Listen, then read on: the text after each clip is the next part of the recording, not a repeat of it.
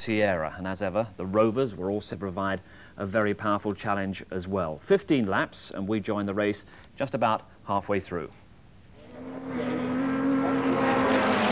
So the man who's won the championship in a Ford Capri is now in the front in a Ford Sierra, a turbocharged one at that.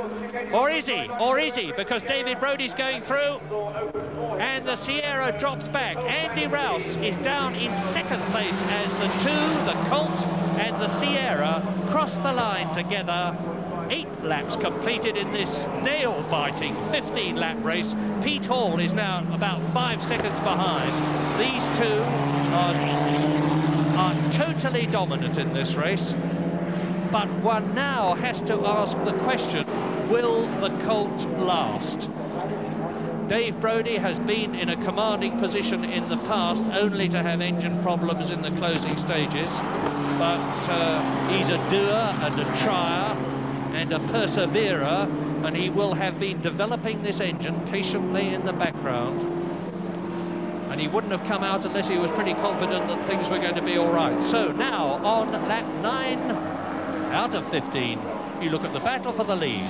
The white Colt of Dave Brody leads the metallic blue Sierra of Andy Rouse, and in third position, dropping back, is Peter Hall, and there is the British champion of 1986, Chris Hodgetts, from Redditch, with 25 years experience, the man who went to school with Nigel Mansell, and he's now left Barry Sheene and he's decided to clear off and try and catch the leaders. And at the present moment, Chris Hodgetts is in 13th place, having started right at the back of the grid. End of lap 9, Brody leads. 115 miles an hour into the chicane, out of the chicane, over the line, 9 laps completed. Over the sand which covers the oil slick, which was laid by a broken engine in one of the previous races. Closing up to a tail-ender. But there is now something like half a lap between this flying duo at the front and the 4th place man, who is Richard Longman. Richard Longman is up to 4th place then in the turbocharged Ford Escort. Mike Newman in the big BMW is in 5th place. And this chap on the left is going to get a mighty shock in a moment. He probably thinks how quick he's going, and he's about to be swarmed past by Brody and Rouse. They do it, and it's Richard Belcher, who you saw go out of the race earlier on and has now rejoined.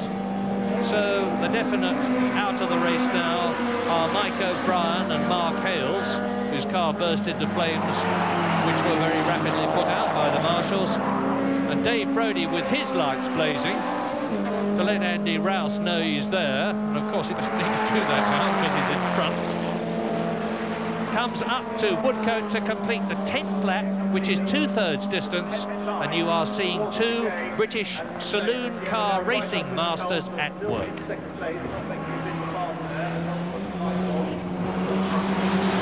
We're going through that chicane at about 115 miles an hour. Right, left, right, just kissing the curves. And hello, Rouse looks as though he's in trouble. Rouse is in trouble. He's slowed right down, and the gap between Dave